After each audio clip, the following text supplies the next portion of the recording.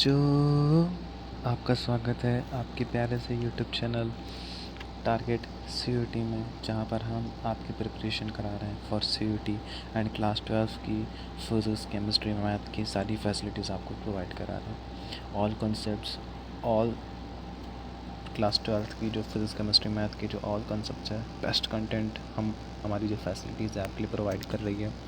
Best out of best content, हमारी best out of best facilities आपके लिए तैयार कर रही है। ठीक है, तो जैसा इससे पहले इलेक्ट्रिक चार्ज पर वीडियो आ रखी है, फिर इलेक्ट्रिक चार्ज पर बेस्ड हमने एनसीईआरटी के बेस्ट क्वेश्चन और अलग से भी जो इंपॉर्टेंट क्वेश्चन थे वो हमने करवाए थे। उसके बाद कूलम लॉ हमने पढ़ाया, फिर कूलम लॉ का वेक्टर फॉर्म भी हमने वीडियो डाल रखी है, आप चाहें तो प्लेलिस्ट में जाके देख सकते हैं। और अब कूलम लॉ पर बेस्ड क्वेश्चन हम कराने जा रहे हैं, ठीक है, जिससे आपके कंसेप्ट और अच्छे हो जाएंगे। तो ठीक है, आते हैं एग्जाम्पल नंबर 1.54 है, क्वेश्चन है, मतलब कूलम लॉ पर बेस्ड क्वेश्चन है। तो इसमें ए बोल रहा है कि compare the magnitude of the strength of electrostatic force and gravitational force. बोल रहा है कि आप मैग्नीट्यूड की तुलना करें, किसकी? इलेक्ट्रोस्टैटिक फोर्स और ग्रेविटेशनल फोर्स की ताकत की, मैग्नीट्यूड के तौर पे। First for an electron and proton and second for 2 protons. अच्छा, ये पहले कंडीशन में हम लोग क्या करना होगा, इलेक्ट्रॉन और प्रोटॉन के बीच में ग्रेविटेशनल फोर्स और इलेक्ट्रोस्टैटिक फोर्स की कंपेयर करना होगा। और सेकंड कंडीशन में हमें 2 प्रोटॉन्स के बीच में ग्रेविटेशनल फोर्स और इलेक्ट्रोस्टैटिक फोर्स के बीच में कंपेरिजन करना होगा। बी कह रहा है estimate the acceleration of electron and proton due to electrical force of their mutual interaction when they are 1 angstrom apart. मतलब कि एस्टिमेट द एक्सेलरेशन, मतलब हमें एक्सेलरेशन फाइंड करना होगा इलेक्ट्रॉन एंड प्रोटॉन की ड्यू टू इलेक्ट्रिकल फोर्स। जो electrical force होगा उसके कारण, जो इलेक्ट्रिकल फोर्स उन पे लगेगा, जब इलेक्ट्रोस्टैटिक फोर्स वर्क करेगा तो उन दोनों पे फोर्स लगेगा, और उन फोर्स के कारण जो इलेक्ट्रॉन और प्रोटॉन पे जो एक्सेलरेशन जनरेट होगा म्यूचुअल अट्रैक्शन के कारण, वो हमें फाइंड करना है। और उनके बीच की दूरी 1 एंगस्ट्रॉम यहाँ पर गिवन है। और बोला है कि मास ऑफ प्रोटॉन 1.67 × 10⁻27 kg और mass of electron 9.11 × 10⁻31 kg given है। वैसे ये तो याद होना चाहिए आपको। ठीक है, आगे बढ़, तो सॉल्यूशन अब करते हैं। ठीक है, तो सॉल्यूशन में देखिए हमने लिखा है फ्रॉम कूलम्स लॉ। इससे क्या होगा, अगर आप ये सब लिखेंगे तो थोड़ा अच्छा लगेगा। फॉर अब बोर्ड के पर्सपेक्टिव से कर रहा हूँ, और अगर आप सीयूटी प्रिपरेशन कर रहे हैं कॉम्पिटिशन में, तो आप ये सब ना लिखे, डायरेक्ट आप सॉल्व भी कर सकते हैं। ठीक है, तो आगे देखते हैं। तो कह रहा है कि and from Newton's law of gravitation, और ग्रेविटेशन के नियम से क्या है, Fg = G m1m2/r²। यदि m1 और m2 r डिस्टेंस पर रखे हैं, या और m1 पे मान लीजिए q1 चार्ज और m2 पर q2 चार्ज है। ठीक है, देयरफॉर तब क्या होगा, Fe और Fg। देखिए मैंने Fe/Fg, कंपेरिजन का मतलब क्या है कि उनके बीच का अनुपात कितना है। ठीक है, उनमें से कौन ज़्यादा पावरफुल है या कौन ज़्यादा नहीं, वो इससे खुद ब खुद मालूम चल जाएगा। तो Fe का मतलब है इलेक्ट्रोस्टैटिक फोर्स और Fg का मतलब है ग्रेविटेशनल फोर्स। ठीक है, यहाँ जो Fg लिखा है उसका मतलब है ग्रेविटेशनल फोर्स, और ऊपर जो Fe लिखा है उसका मतलब है इलेक्ट्रोस्टैटिक फोर्स। तो इलेक्ट्रोस्टैटिक फोर्स जैसा कि मैंने ऊपर बता रखा है कितना है, 1/4 q1 q2/r², वही लिखा है यहाँ पर। और जैसा कि बता रखा है कि ग्रेविटेशनल फोर्स क्या है, ग्रेविटेशनल फोर्स आपका Fg = Gm1m2/r² है, वो हमने यहाँ पे लिखा है Gm1m2/r²। ठीक है, तो ठीक है, और 1/4 का मान पहले हम जानते हैं 9 × 10 की घात 9 होता है, और कैपिटल G का मान हम जानते हैं 6.67 × 10⁻11 होता है, और r² से r² कट जाएगा, दूरी तो दोनों की सेम रहेगी, जैसे कि आप इस डायग्राम में देख सकते हैं। दोनों दूरी तो सेम है, चाहे आप इलेक्ट्रोस्टैटिक फोर्स की बात करें, चाहे आप ग्रेविटेशनल फोर्स की बात करें।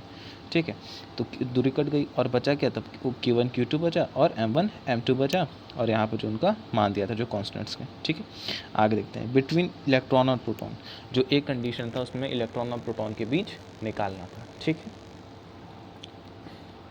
तो इलेक्ट्रॉन और प्रोटॉन के बीच में, तो क्या करेंगे, अब इलेक्ट्रॉन और प्रोटॉन के बीच में निकाल देंगे। अब इलेक्ट्रॉन और प्रोटॉन के लिए क्या होगा, समझिए। इलेक्ट्रॉन और प्रोटॉन के लिए q1 का मान क्या होगा, इलेक्ट्रॉन पर चार्ज कितना होता है, 1.6 × 10⁻19 होता है, ये माइनस में होता है। और प्रोटॉन पर चार्ज कितना होता है, +1.6 × 10⁻19, सेम यही होता है। ठीक है, बस प्लस होता है। लेकिन मैंने पहले बताया था कि जब हम इलेक्ट्रोस्टैटिक फोर्स में हम चिन्ह नहीं रखते हैं, q1 q2 में चिन्ह नहीं रखते, प्लस माइनस ये सब नहीं लिखते, जो वैल्यू होती है वो लिखते हैं। तो यहाँ पर 1.67 और 1.6 इंटू 10 की पावर माइनस 19 इंटू 1.6 इंटू 10 की पावर माइनस 19 का क्या हो गया, से क्या हो गया 1.6 इंटू 10 की पावर माइनस 19 का होल स्क्वायर। ठीक, वही होल स्क्वायर का मतलब क्या होता है, एक ही चीज़ को दो बार लिखना है। 3 के होल स्क्वायर का मतलब क्या होता है, 3 गुणे 3। उसी तरह 1.6 इंटू पावर माइनस 19 के होल स्क्वायर का मतलब उसी का दो बार मल्टीप्लिकेशन। ठीक, तो और मास ऑफ इलेक्ट्रॉन ऊपर दिया हुआ था 9.11 इंटू 10 की पावर माइनस 31 पुट कर दिया। मास ऑफ प्रोटॉन भी गिवन था 1.6 इंटू 10 की पावर माइनस 27, यहाँ पर 27 होगा। ठीक, वो यहाँ पर प्रिंट होने में थोड़ा मिस्टेक हो गया, और फिर कैलकुलेशन जब सॉल्व करेंगे तो आपका आएगा टोटल कितना आएगा 10 टू द पावर 39। ये कैलकुलेशन करते वक्त पूरा एकदम राइट आंसर आया है 10 की पावर 39।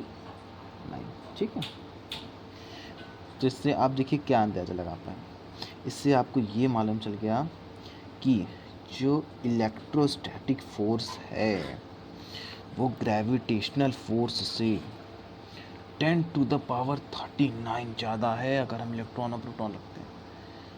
चलिए यहाँ तो मान लीजिए इलेक्ट्रॉन प्रोटॉन का केस था तब इतना ज़्यादा है, लेकिन इससे एक निष्कर्ष ये तो निकल गया कि जो इलेक्ट्रोस्टैटिक फोर्स है वो ग्रेविटेशनल फोर्स से मैग्नीट्यूड, जो ग्रेविटेशनल फोर्स से मैग्नीट्यूड है उसका अधिक ही आ रहा है। क्यों अधिक आ रहा है, आपने सोचा, सोचिए कभी सोचा नहीं सर, तो सोचिए भैया। देखिए अधिक क्यों आ रहा है, अधिक का आने का सबसे मेन मतलब एक मेजर फैक्टर कह सकते हैं वो हो सकते हैं इनके कांस्टेंट। वो है इनकी कांस्टेंट, जो इलेक्ट्रोस्टैटिक फोर्स का कांस्टेंट है 1/4 पाई एप्सिलॉन नॉट, उसका मान 9×10⁹ है।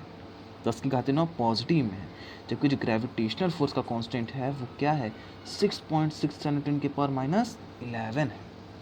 समझ रहे हैं, हाँ। तो एक तो खुद ही माइनस के ऑर्डर में चल रहा है, और वो एक प्लस के ऑर्डर में वो भी इतना ही है, और एक माइनस के ऑर्डर में इतना लो है, तो इसीलिए इतना बड़ा डिफरेंट आ गया कि 10 टू द पावर 39 ज़्यादा है electrostatic force in comparison to gravitational force, यानी इलेक्ट्रोस्टैटिक फोर्स ज़्यादा है, ग्रेविटेशनल फोर्स कम लगा इनके बीच। अब प्रोटॉन की बात कर लेते हैं। कुछ नहीं, प्रोटॉन के केस में क्या होगा, Q1 Q2 चार तो प्रोटॉन में दोनों में सेम रहेगा 1.6 के पावर माइनस 19, और यहाँ पे जो मास रखेंगे दोनों क्या रखेंगे, प्रोटॉन का मास रखेंगे।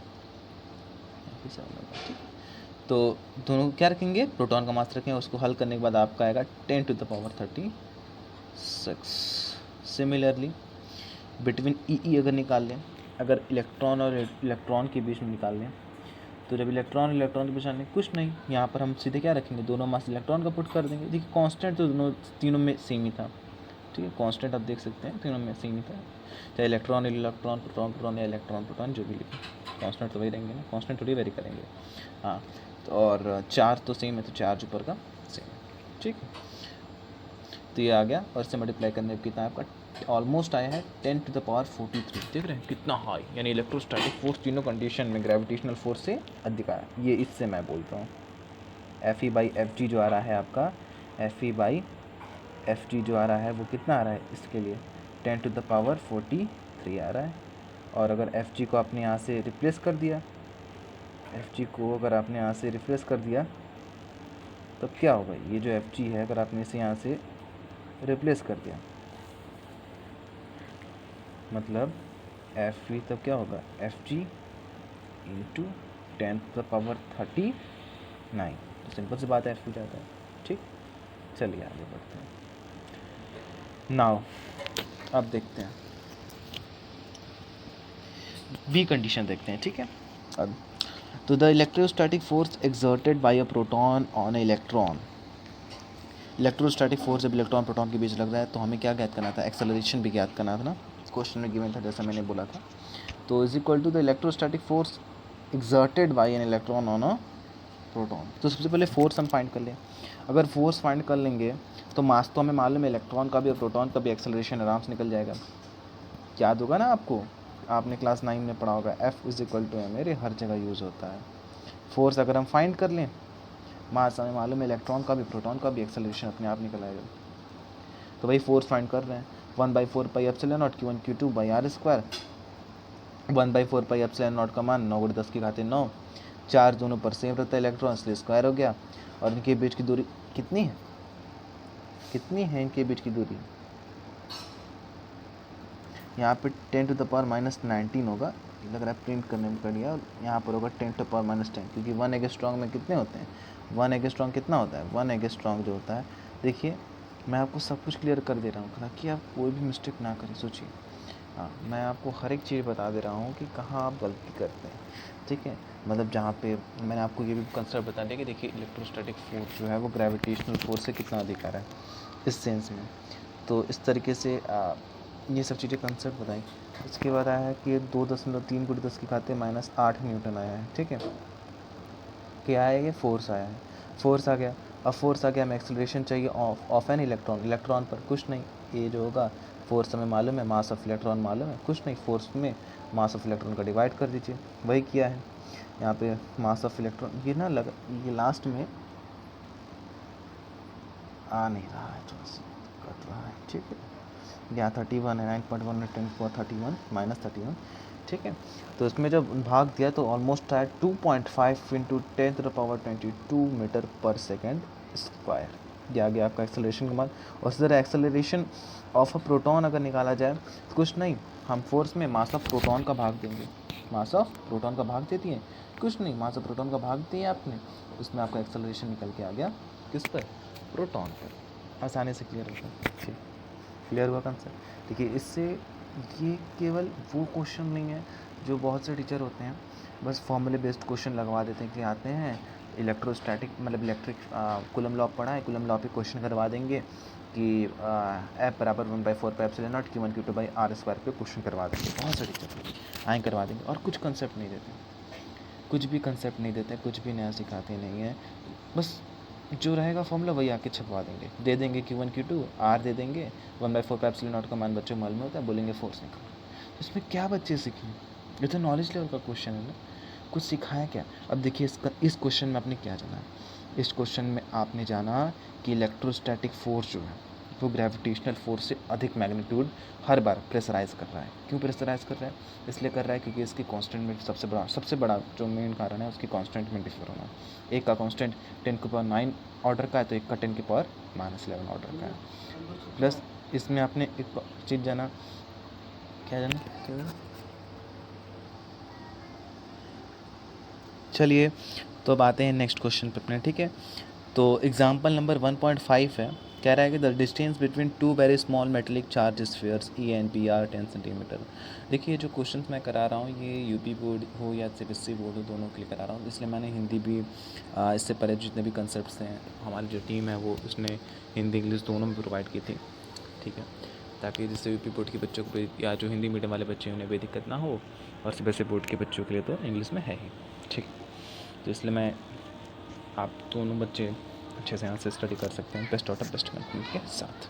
चलिए पढ़ते हैं question, example number 1.5। The distance between 2 very small metallic charge sphere A and B are 10 centimetre. मतलब डिस्टेंस बिटवीन 2 वेरी स्मॉल मतलब दो छोटी छोटी very small metallic charge spheres हैं। स्फीयर्स के बारे में मैंने बता दिया है, वृत्त और गोले में क्या अंतर होता है। जो चूड़ी होती है वो वृत्त होता है 2D में, और जो 3 डायमेंशनली जो गोला होता है, जो फुटबॉल होता है, जो बॉल होता है, वो सब क्या होते हैं, स्फीयर्स होते हैं, ठीक है। तो A and B are 10 centimetre, ठीक है। कह रहा है कि द डिस्टेंस बिटवीन मतलब कह रहा है कि दो स्फीयर्स हैं, यहाँ देखिए एक स्फीयर ये है, एक स्फीयर ये है, इनके बीच की दूरी कितनी है, 10 सेंटीमीटर है, ठीक। इनके बीच की दूरी जो है वो 10 सेंटीमीटर, जो R जो है वो 10 सेंटीमीटर, ठीक है। These sphere are touched by uncharge sphere C and D। फिर हम दो अनचार्ज जिन पे चार्ज नहीं है, ठीक है, इन पर चार्ज है, 2 वेरी स्मॉल मेटेलिक चार्ज, यहाँ लिखा है ना कि चार्ज है, जो पहले के दो थी उन पे चार्ज था, अब जो C और D है वो चार्ज नहीं है, वो अनचार्ज है, C और D जो है, ठीक है, और A भी चार्ज है। तो C and D are then removed and B is brought closer to A to a distance 5 centimetre. मतलब क्या कह रहा है, कह रहा है कि C and D, ठीक है, कह रहा है कि C and D are then removed and B is brought closer to A to distance 5. What is the expectation repulsion of A on the basis of Coulomb law? Sphere A and C are the sphere B and D have identical sizes. तो मैंने जैसा बता रखा है आपको कि अगर दो स्फीयर जो हैं, ठीक है, आइडेंटिकल मतलब समान, ठीक है, जितनी इसकी रेडियस होगा उतना ही रेडियस इसका भी होगा, जिस मटेरियल से ये बना उस मटेरियल से ये भी बना होगा, ठीक है, ये सब चीज़ें यही चीज़ है। तो जो अगर दो स्फीयर्स हैं, ठीक है, दो स्फीयर्स हैं और आइडेंटिकल साइजेस की हैं, एक पर चार्ज प्लस क्यू है और एक पर चार्ज जीरो है, फिर जब इन दोनों को टच करा दें, आफ्टर टच मतलब स्पर्श कराने के बाद क्या होगा, स्पर्श कराने के बाद होगा ये कि ये वाली थी उस पर आ जाएगा charge plus Q by to, और जो जिसके पास जीरो था उसके पास भी आ जाएगा प्लस क्यू बाई टू।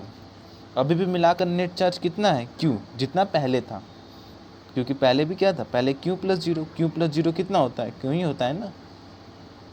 तो इसी तरह हाफ और हाफ मिलाएंगे तब भी क्यू, चार्ज अभी भी law of conservation of charge से अभी भी चार्ज उतना ही है, बस क्या हुआ जिस पर जीरो था उस पर भी आधा आ गया और जिसके पास एक था वो भी आधा हो गया चार्ज में, ठीक है। वही आइडेंटिकल सेपरेट चार्जेस वही होता रहा है। तो वही यहाँ पर है, उसी पर बेस्ड ये आपको यही कंसेप्ट आपको याद दिला रहा है और इसी पर बेस्ड ये क्वेश्चन है।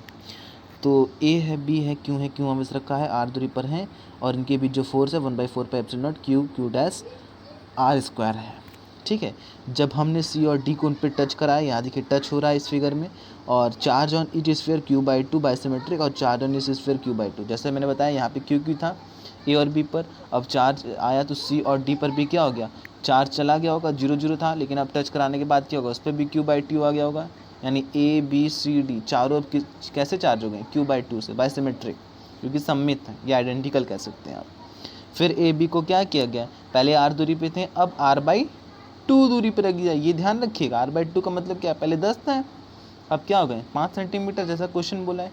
तो अगर आधे दूरी पे रख दिया गया, चार्ज भी आधा हो गया है, ध्यान रखिए, चार्ज भी आधा हो गया है, उनके बीच की दूरी भी आधी हो गई है। अब इनके बीच जो इलेक्ट्रोस्टैटिक फोर्स आएगा वो कितना आएगा, एफ डैश बराबर 1/4 पाई एप्सिलॉन नॉट, चार्ज तो आधा हो गया है क्यू बाई टू, इस पर भी क्यू डैश बाई टू, और यहाँ पे आर स्क्वायर होता है, यहाँ पे आर आधा हो गया, आर बाई टू यानी आर स्क्वायर बाई 4 आ जाएगा, तो 2 4 कट गए, 2 और 4 कट गए हैं, फिर से हमारा निकल के क्या आएगा 1/4 pi epsilon naught Q dash upon में आर स्क्वायर, और ये कौन सी कंडीशन है, पहली वाली कंडीशन, ठीक है। और आया क्या, एफ, वही लिखा गया यहाँ पर, मतलब कि यदि दो चार्ज बॉडीज़ हैं, हमने उन पे दो अनचार्ज बॉडीज टच करा दी रिस्पेक्टिवली, ठीक है, और तो क्या होगा, चार्ज आधा आधा हो गया, चार्ज आधा आधा हो गया, हमने दूरी भी आधी कर ली, और हमने दूरी भी आधी कर ली फिर रख दिया, तो फोर्स अभी भी उतना ही लगा, समझ रहे हैं। मतलब हमने सोचिए हमारे पास गजब फिजिक्स हमें बता रहा है, फिजिक्स बता रहा है कि फोर्स जो है एक तरीके से रेस्पेक्टिवली, मतलब दूरी और आवेश के मात्रा में, मतलब भले आवेश कम हो गया, आवेश आधा हो गया, सोचिए दोनों पर आवेश आधा हो गया, लेकिन तब भी फोर्स उतना लग रहा है, क्यों, क्योंकि हमने दूरी को भी आधा कर लिया। कितना मस्त कंसेप्ट दे रहा है, समझ रहे हैं आप, फोर्स अभी भी उतना ही लग रहा है जितना पहले लग रहा था, चार्ज भले आधा हो गया और दूरी भी आधी हो गई, ये कमाल है, समझ रहे हैं। हाँ, केवल चार्ज आधा होता तो ये नहीं होता, तब ये 1/4 के केस में आने लगता है ना, हाँ, लेकिन दूरी भी आधी हो गई जिसके कारण फोर्स क्या हो गया, इक्वल हो गया।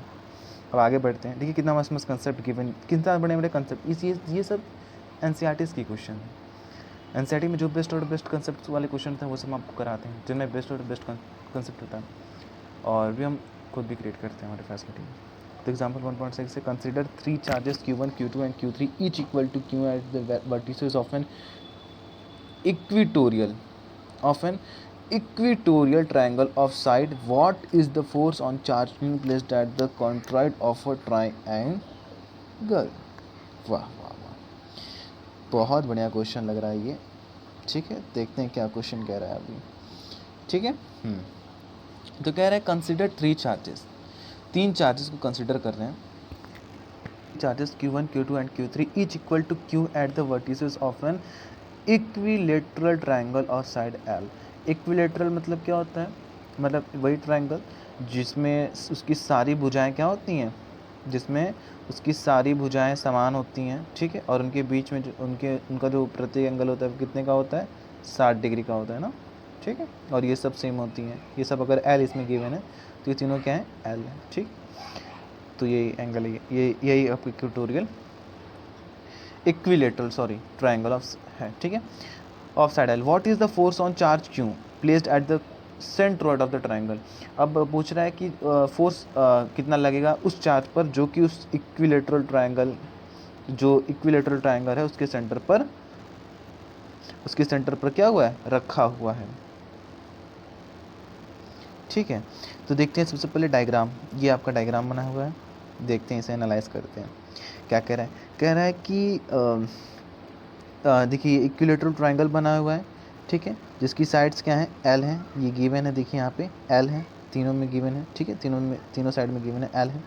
और यहाँ पर ए बी सी पॉइंट्स करके गिवन है। देखिए Q1 बराबर भी क्यू है, Q2 बराबर भी क्यू है, Q3 बराबर भी क्या है, क्यू है। और यहाँ पर पॉइंट O है जो ये सेंट्रॉइड है, यहाँ पर क्या रखा है, क्यू चार्ज रखा हुआ है, ठीक है, पॉइंट O है जहाँ पर क्यू चार्ज रखा हुआ है। अब ध्यान दीजिए, देखिए मैं क्या कहना चाह रहा हूँ, मैं कहना ये चाह रहा हूँ कि अब देखिए इस तीनों पॉजिटिव हैं जो कि वर्टिसेस पे रखे हुए हैं, मतलब कोने पर रखे हुए जितने भी चार्जेस हैं वो सब क्या हैं, वो सब पॉजिटिव क्यू चार्जेस हैं। और जो ये सेंटर पे रखा है वो भी पॉजिटिव क्यू चार्ज है। तो देखिए अब क्या होगा, हम जानते हैं कि फोर्स रिपल्सिव लगेगा क्योंकि दोनों पॉजिटिव हैं, अगर प्लस माइनस रहता तो अट्रैक्टिव फोर्स होता। तो देखिए, तो जो जो ये Q1 वाला जो Q है, ये Q, ये कैपिटल Q की तरफ जो सेंटर पे रखा हुआ है, इस पर फोर्स लगाएगा किधर, इधर की तरफ लगाएगा। यहाँ पर देखिए हमने लिखा हुआ है F1, लिखा हुआ है ना F1, तो वो F1 यानी जो Q1 फोर्स लगा रहा है Q पर, ठीक है, वो फोर्स है F1, ठीक है। अब देखिए Q2 भी फोर्स लगाएगा Q पर, तो वो किधर लगाएगा, along the centre joining them, जो मैंने बता रखा है कि फोर्स किस एकदम सीधे लगेगा जहाँ पर उनकी सेंटर जुड़ रही है। देखिए यहाँ पर F2 की डायरेक्शन किधर होगी, वो फोर्स कैसे लगाएगा, इधर की तरफ लगाएगा, Q2 को इधर फोर्स लगाएगा, इस पे इधर की तरफ फोर्स लगाएगा ना, तो इसलिए F2 की डायरेक्शन उधर है। इसी तरह जो Q3 है वो किधर लगाएगा, इधर की तरफ लगाएगा उसे, इसलिए F3 देखिए ऊपर की तरफ यहाँ पर गिवन है ना, F3 इधर डायरेक्शन है, ठीक है। तो F1, F2 और F3 तीनों हमने बता दिए। अब देखिए, अब आप ये सोच रहे होंगे कि बीच की लाइन जो गई है, जो यहाँ पर हमने खींचा है वो क्या है, अभी हम बताएंगे उसे, ठीक है। तो आप F1, F2, F3 की डायरेक्शन समझ गए क्या है, ठीक है, कि फोर्स कैसे लग रही है, ठीक है। अब देखिए, तो अब पहले मैंने आपको डायग्राम क्लियर किया, अगर आपने डायग्राम बना लिया इतना, तो आपका आधा क्वेश्चन तो इसी तरह सॉल्व हो गया। आपको कुछ अंदाज़ा लग जाएगा कि आपने सबसे पहले इक्विलेटरल ट्रायंगल का एक डायग्राम बनाया, फिर आपने डायग्राम बना दिया, और डायग्राम बना के कुछ मतलब जो डायरेक्शन जिधर की तरफ फोर्स लगा रहे हैं वो सब आपने उन्हें दिखा दिया, जैसा कि मैंने भी जितना बताया। उसके बाद अब आप फिर सॉल्व करेंगे और जो बाकी लाइन उससे आप क्लियर कर लेंगे सॉल्व करके।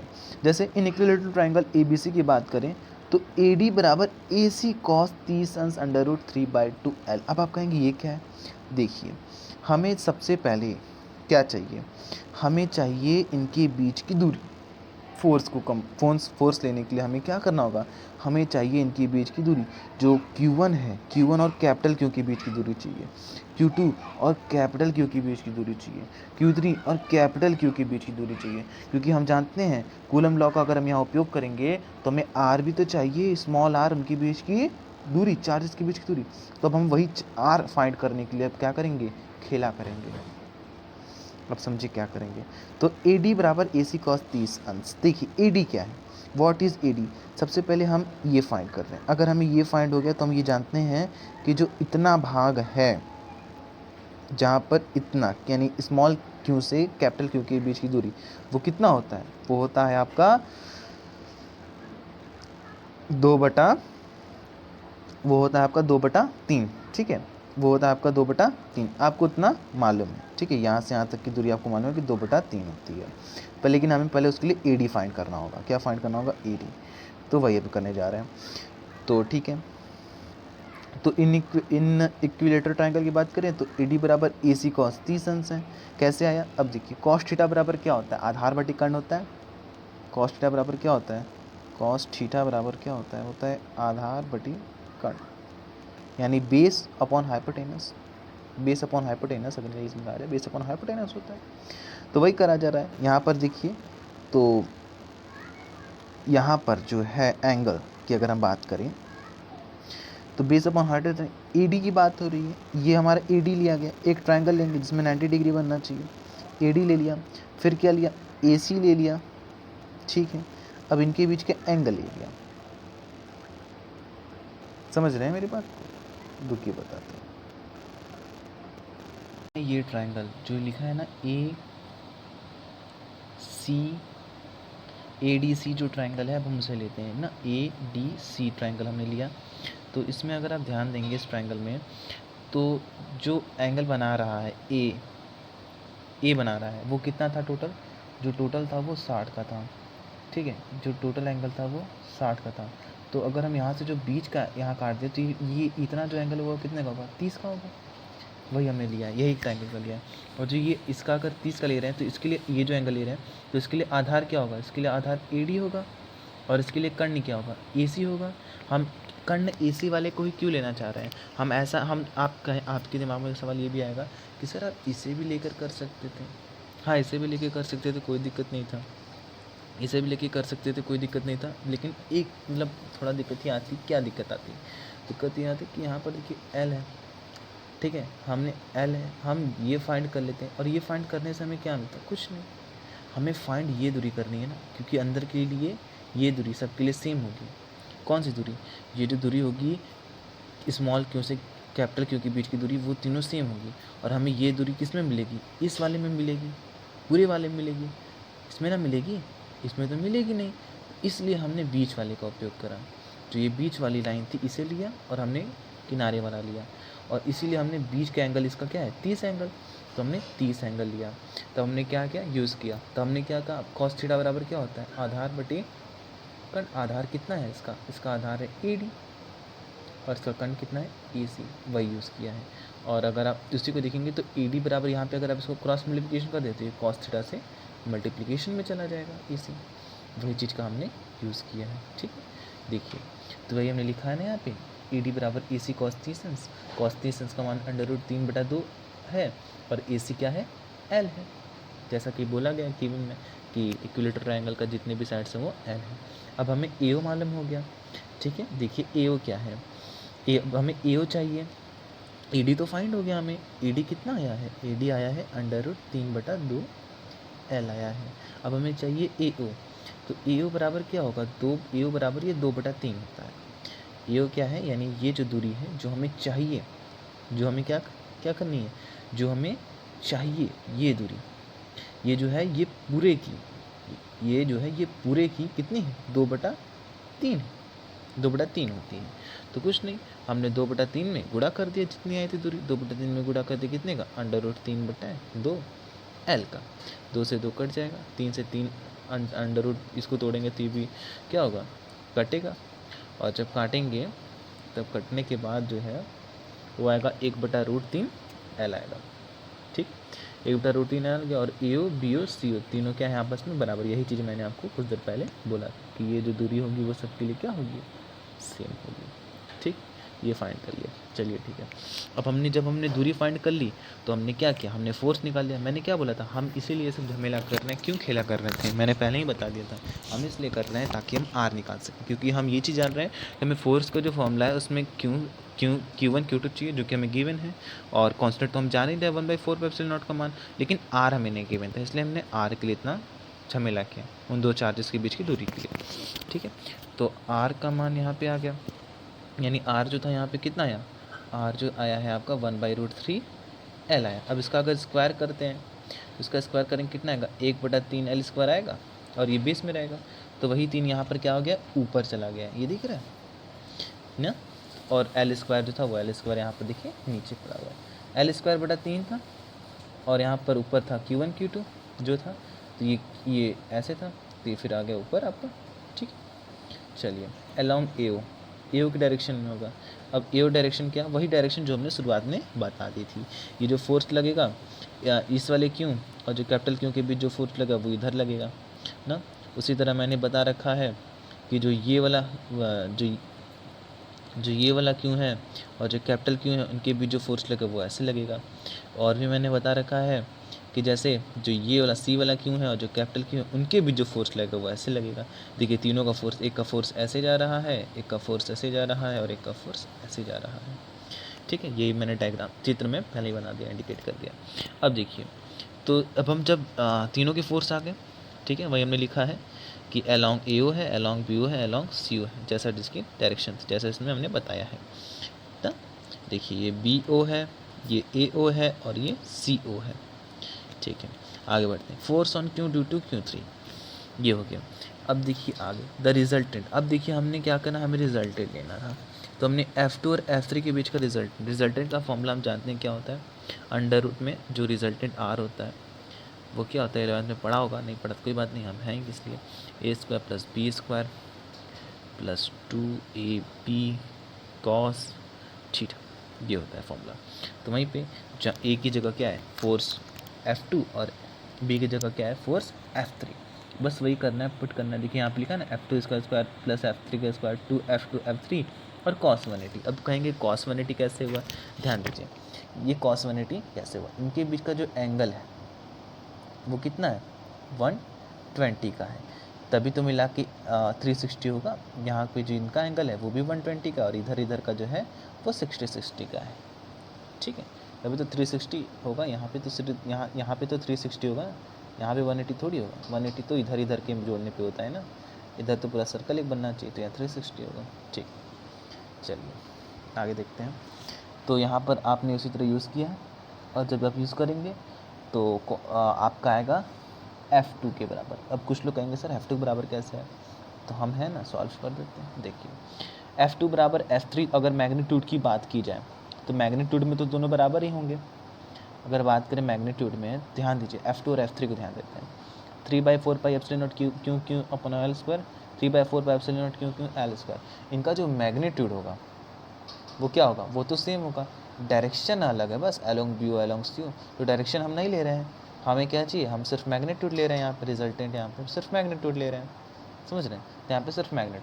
तो F2 बराबर यहाँ पे F3 हो जाएगा। देखिए हमने यहाँ लिखा भी हुआ है, तो फिर ठीक है। और cos 180 जानते हैं, cos 90 plus theta, cos 90 plus theta. 90 में क्या होता है, बदलता है, साइन आ गया, 90 प्लस थीटा अस तक ना, हाँ। तो और 90 प्लस नहीं, साइन 30 का मान क्या होता है 1/2, 1/2, तो कुछ नहीं। यहाँ पर देखिए क्या होगा, F2 का स्क्वायर प्लस, सब जगह अब F2 लिख दीजिए क्योंकि F2 बराबर F3 है, तो F2 का स्क्वायर हो गया प्लस F2 का स्क्वायर हो गया प्लस 2 F2 का स्क्वायर हो गया। और यहाँ पर हम गुणा कर दें किसका कर दें 1/2, क्योंकि 37 का मान 2 से 2 कट जाएगा। हाँ समझ पा रहे कि नहीं, तो -1/2 होगा। हाँ, जो cos 180 का मान कितना होता है, cos 180 का मान होता है -1/2, और इसमें आप मान पुट करेंगे तो आपको सॉल्व करने पे आएगा F आ जाएगा, ठीक है। चलिए therefore total force on Q क्या होगा, तो ये हो गया। अब इसकी डायरेक्शन किधर होगी, इसकी डायरेक्शन इधर की तरफ जाएगी, क्योंकि एक फोर्स ऐसे जा रहा है, एक फोर्स ऐसे जा रहा है, और दोनों का मैग्नीट्यूड जो है वो क्या है, सेम है। तो जो रिजल्टेंट वाला होगा वो कहाँ से जाएगा, बीच में से होकर जाएगा, वही समझाया गया है। और जो थर्ड वाला था वो F1 वाला था, वो तो यहीं पे पहले से ही है। अब एक फोर्स हम जानते हैं, क्लास में पढ़ रखा है कि एक फोर्स ऐसे जा रहा है, मान लीजिए 5 न्यूटन का है, दूसरा भी फोर्स इधर ही जा रहा है, वो भी 5 न्यूटन का है, तो नेट क्या आएगा, 0 आएगा। सेम वही चीज़ यहाँ हुआ है, तो इसलिए यहाँ पे देखिए हमने लिखा है ना, therefore total force on Q is equal to 0, ठीक। Q and minus Q placed at the vertices of an equilateral triangle, what is the force on each charge। बोल रहा है कि 3 चार्जेस हैं Q और माइनस Q, प्लेस हैं कहाँ पे, किनारों पर हैं इक्विलेटरल ट्राइंगल के, and what is the force on each charge, प्रत्येक चार्ज पर हमें क्या फाइंड करना है, फोर्स फाइंड करना है, ठीक है। आसानी से हो जाएगा, इसी क्वेश्चन, कंसेप्चुअल क्वेश्चन है, ध्यान दें। अब देखिए एक आपका जो चार्ज है वो यहाँ रखा हुआ है Q1, ठीक है, जो कि पॉजिटिव है। एक आपका जो चार्ज है वो यहाँ रखा हुआ है Q2, जो कि पॉजिटिव है। और एक आपका चार्ज है जो यहाँ रखा हुआ है C पॉइंट पर Q3, जो कि नेगेटिव है, ठीक। अब देखिए हम जानते हैं क्या कि Q1 जो फोर्स लगाएगा, Q1 जो इस पर फोर्स लगाएगा माइनस वाले चार्ज पर, Q1 की वजह से जो फोर्स होगा, तो फोर्स ऑन 3, समझिए, फोर्स ऑन 3 ड्यू टू 1, जो ये फोर्स लग रहा है, फोर्स ऑन 3 ड्यू टू 1, जो F31, मैंने आपको पढ़ने का तरीका बताया था कि अगर F31 लिखा है तो इसका मतलब है कि फोर्स ऑन 3 ड्यू टू 1, यानी तीसरे पर फोर्स लग रहा है पहले के कारण, ठीक है। तो वही यहाँ पर है कि जो पहले वाला जो फोर्स लगाएगा चार्ज इस पर, वो किधर लगाएगा, इधर की तरफ लगाएगा, अट्रैक्टिव फोर्स लगाएगा, ठीक है। और ये जो Q1 चार्ज है, Q1 ही चार्ज, इस पर फोर्स किधर लगाएगा, force on two due to 1 किधर लगाएगा, इधर की तरफ लगाएगा। अब आप कहेंगे सर आपको कैसे मालूम चल रहा है कि कौन किस पर लगा रहा है। ध्यान दीजिए, जो यहाँ पर लास्ट में 1 लिखा है मैंने, वो 1 मतलब होता है कारक, किसके द्वारा लग रहा है। तो पहला लगा रहा है, इसलिए हमने बोला पहला वाला लगा रहा है किस पे, तीसरे पर, जो कि इधर लग रहा है। यहाँ पर देखिए, यहाँ पर भी पहला लगा रहा है और किस पर लग रहा है, दूसरे पर, किधर लगा रहा है, इधर। तो ऐसे पता चलता है, ऐसे लिखने का नोटेशन करने का तरीका है। समझ में आ रहा है आपको? हाँ। तो जो आखिरी में रहता है वो लगाता है, जो पहले लिखा होता है नंबर उस पर लगता है, ठीक है।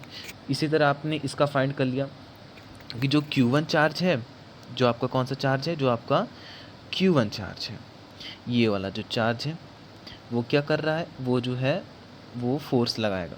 Q1 जो चार्ज है वो एक फोर्स इधर लगा रहा है और एक फोर्स इधर लगा रहा है। इधर इसलिए रिपल्सिव है क्योंकि पॉजिटिव, और इधर इस तरफ इसलिए अट्रैक्टिव है क्योंकि ये नेगेटिव वाला था, ठीक है। चलिए अब हम आते हैं किस पर, अब हम आते हैं Q2 चार्ज पर, ठीक है। जो Q2 चार्ज है वो ये चार्ज, ये भी पॉजिटिव चार्ज है। तो ये देखिए, फोर्स ऑन 3 ड्यू टू 2, वो किधर लगाएगा, वो लगाएगा अपने तरफ लगाएगा, यानी इधर की तरफ लगा रहा है फोर्स, कौन, 2 वाला। और 2 वाला जो 1 वाले पर है वो कैसा फोर्स लगाया, रिपल्सिव, क्योंकि दोनों पॉजिटिव हैं। तो ये देखिए, इस पर जो फोर्स लगाया वो इधर की तरफ लगाया। और यहाँ लिखा हुआ है, अगर ध्यान से देखें, force on 1 due to 2, due to 2 लिखा है ना, आखिरी में 2 लिखा है, मतलब दूसरे कारण लग रहा है, ठीक है। तो वो ये फोर्स जो लगाएगा वो किधर लगाएगा, वो लगाएगा आपका इधर की तरफ लगाएगा, समझ रहे हैं। अब देखिए, अब हम आते हैं किस पर, अब हम आते हैं थर्ड वाला चार्ज, देखिए किधर की तरफ फोर्स लगा रहा है, ठीक। अब देखिए थर्ड वाले चार्ज पता है, जो कि ये चार्ज है, ठीक है। अब देखते हैं ये किस पे फोर्स लगा रहा है, कैसे लगा रहा है। तो जो माइनस चार्ज है वो पॉजिटिव पर कैसा फोर्स लगाएगा, अट्रैक्टिव लगाएगा। और देखिए यहाँ पर आखिरी में 3 भी लिखा है, 1, यानी फोर्स ऑन 1 ड्यू टू 3, यानी तीसरे कारण। तो फोर्स किधर लगाएगा, अपनी तरफ लगाएगा, देखिए अपनी तरफ लगाया। और इसी तरह ये तो नेगेटिव है ही 3 वाला, सेकंड वाला पॉजिटिव है, तो उस पर भी फोर्स कैसे लगाएगा, अट्रैक्टिव लगाएगा, ठीक है। अब हमें नेट निकालना है, तो मैंने पहले ही बताया है इन तीनों का। मैं अब देखिए, ये आपको पहले मैंने क्या किया, मैंने आपको पहले ही कहा कि आप पहले फोर्स का डायरेक्शन लिखो। आप पहले जैसा जैसा आपको गिवन है आप ऐसा डायग्राम बना लें, उसके बाद आप बस फोर्स का डायग्राम बना दें, उसके बाद छोड़ दें। अब उसके बाद आपको कूलम लॉ पे आना है, ठीक है, मैंने आपको बता दिया और यहाँ पे देखिए बना हुआ है। अब आते हैं कूलम लॉ पे। तो द फोर्स ऑफ अट्रैक्शन और रिपल्सन, क्योंकि यहाँ अट्रैक्शन और रिपल्सन दोनों का पॉजिटिव नेगेटिव दोनों, each pair of charges has the same magnitude, same magnitude कैसे है, क्योंकि हम जानते हैं जो कूलम लॉ होता है उसमें हम साइन पुट नहीं करते, और सब पर चार्ज क्या है तब, क्यों और माइनस क्यों, लेकिन अगर माइनस हटा देंगे तो ये भी क्या हो जाएगा, क्यों हो जाएगा, क्योंकि हम कूलम लॉ में तो माइनस या प्लस लिखते ही नहीं है। बस हम सीधे क्या रखते हैं, जो क्वांटिटी जो चार्ज होता है उसकी अमाउंट रखते हैं, या कह सकते हैं पॉजिटिव में ही रखते हैं, नेगेटिविटी साइन नहीं लगाते इसमें। तब क्या होगा, सबके लिए 1/4 पाई एप्सिलॉन नॉट तो सेम ही होगा। क्यों, पहला वाले तो सबके Q1 Q2 के लिए सेम ही है, Q3 वाले के लिए भी माइनस नहीं लगाएंगे, प्लस, यानी सबके लिए जो क्यों होगा वो सेम ही होगा। इनकी बीच की दूरी L ही होगी सब में, देखिए ना, यहाँ से यहाँ तक की दूरी, यहाँ से यहाँ तक की दूरी, यहाँ से यहाँ दूरी L ही है। अगली बार तो सेंटर पे दे दिया था ना, तब ना हमें निकालना पड़ा, अगली बार तो यहाँ दिया था, ये दूरी हमें निकालनी पड़ी, लेकिन ये दूरी तो हमें गिवन है ना, जो ट्राइंगल की है, हमें तो सेंटर का निकालना था, इसलिए हमें ये निकालने के लिए अगली बार इतना झमेला करना पड़ा, समझिए आप। तो वही है, तो F यानी force on 1 due to 2, force on 1 due to 3, यानी जो पहले पर फोर्स लग रहा है दूसरे और तीसरे कारण, फोर्स ऑन 2 ड्यू टू 1 और फोर्स ऑन 2 ड्यू टू 3, यानी जो दूसरे पर फोर्स लग रहा है पहले और तीसरे कारण, आवेश पर, ठीक है। इसी तरह जो तीसरे पर फोर्स लग रहा है पहले कारण और जो तीसरे पर फोर्स लग रहा है दूसरे, वो जो सभी चीज, वो जितने भी फोर्सेज हैं कूलम लॉ से, ये सब क्या है, समान है, इन सब का जो मैग्नीट्यूड है वो समान। देखिए मैं बात कर रहा हूँ मैग्नीट्यूड की, यहाँ पर मैंने लिखी है बात मैग्नीट्यूड, तो ये चीज़ ध्यान रखिएगा, फोर्स तो अलग अलग है लेकिन इनका मैग्नीट्यूड सेम है, क्योंकि फोर्स एक वेक्टर क्वांटिटी है, इस तो इनके डायरेक्शन आप देख सकते हैं, किधर जा रहा है, किधर जा रहा है, एक इधर जा रहा है तो एक इधर जा रहा है, एक इधर जा रहा है तो एक इधर जा रहा है, डायरेक्शन तो अलग अलग है, बट हाँ मैग्नीट्यूड जो है वो क्या है, सेम है। इसलिए मैंने मैग्नीट्यूड लिखा है। और इनको मान लीजिए एफ, तो फोर्स तो इनका मतलब मैग्नीट्यूड सेम है। अब हम एक और चीज़ जानते हैं कि अगर दो फोर्सेस हैं, एक फोर्स इधर लग रहा है, एक फोर्स इधर लग रहा है, और दोनों का मैग्नीट्यूड सेम है, तो जो रिजल्टेंट होगा यानी जो नेट फोर्स होगा वो किधर की तरफ लगेगा, वो एकदम बीच में से जाएगा। कहाँ से जाएगा? बीच में से जाएगा।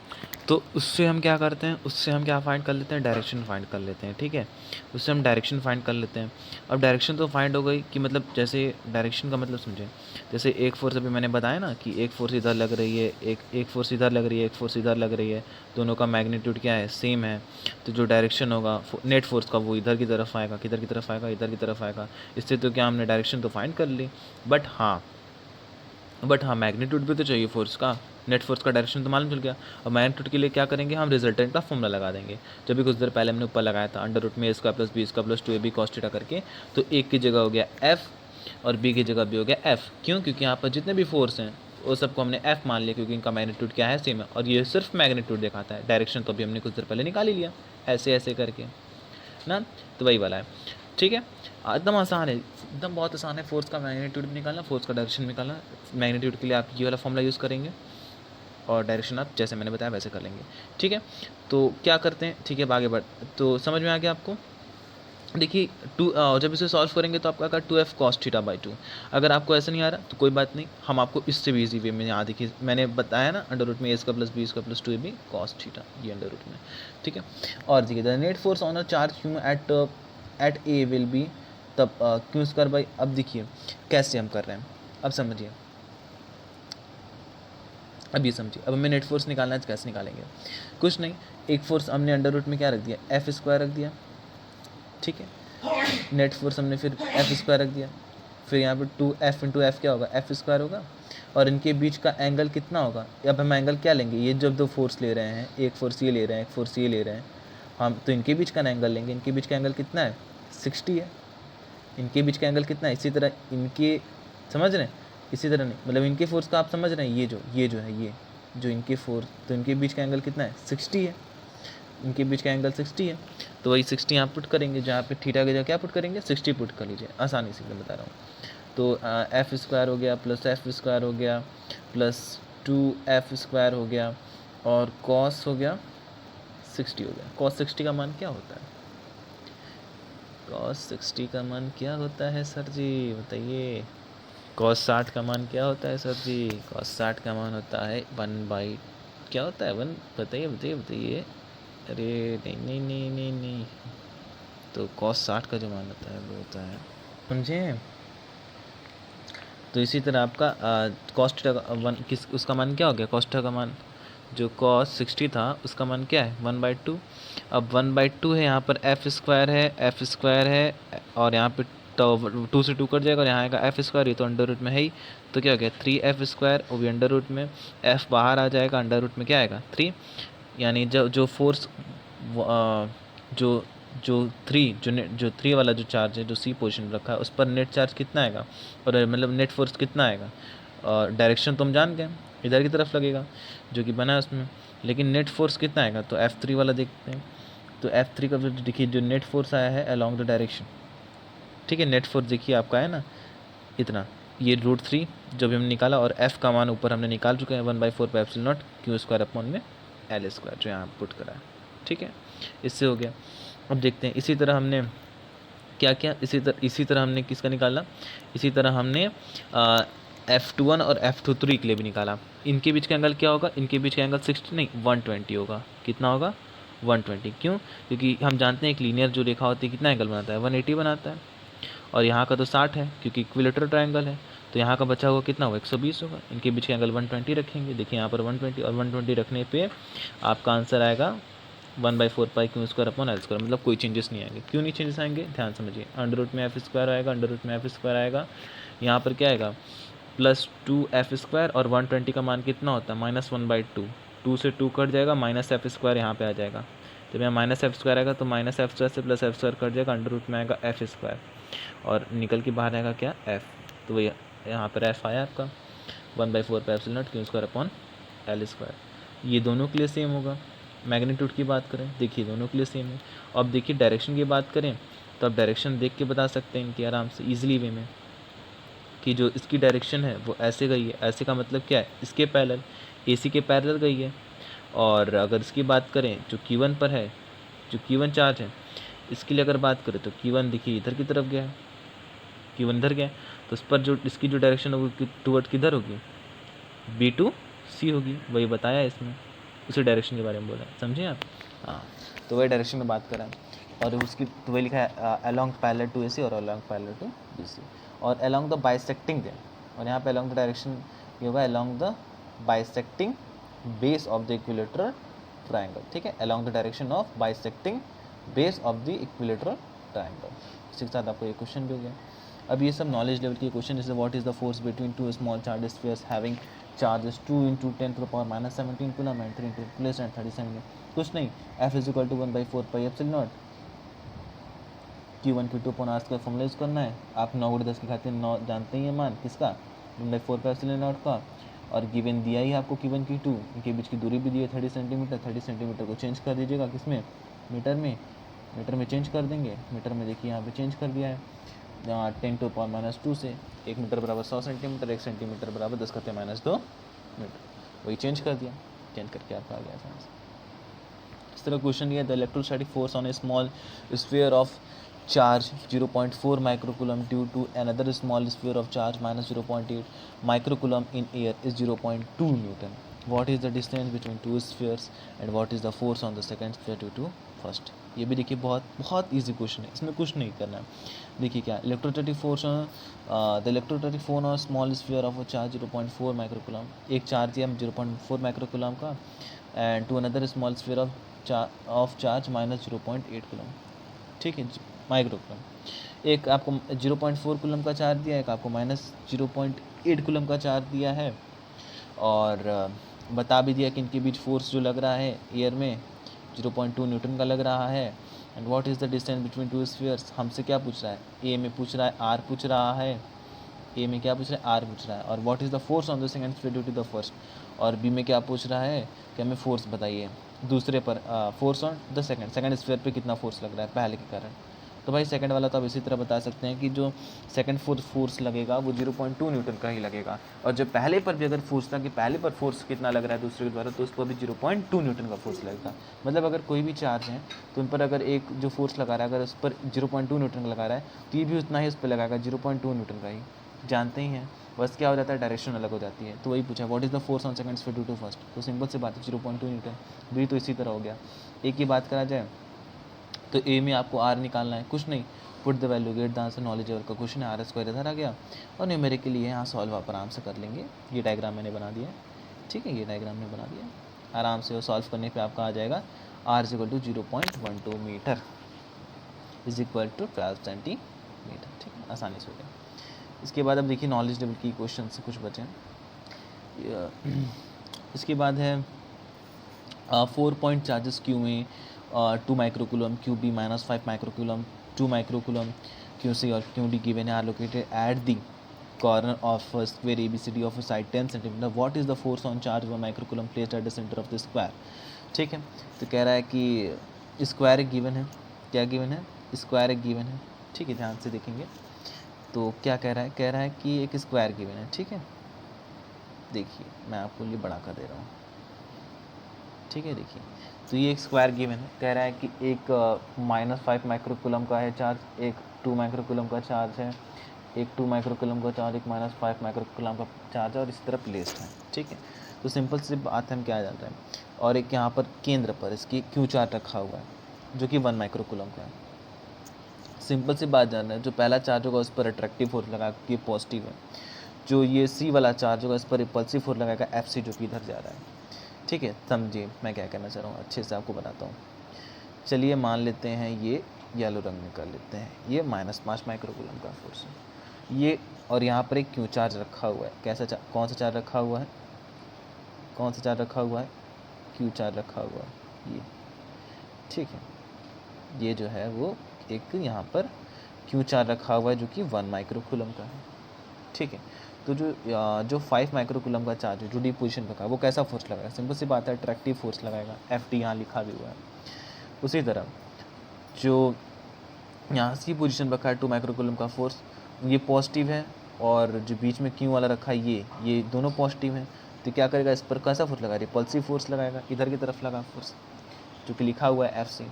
इसी तरह जो फोर्स लगेगा सेम, वो अगर माइनस वाला है तो अट्रैक्टिव लगाएगा, और अगर जो ये जैसे पॉजिटिव वाला है तो क्या लगाएगा, एफ ए रिपल्सिव लगाएगा। वही किया है और कुछ नहीं हुआ है।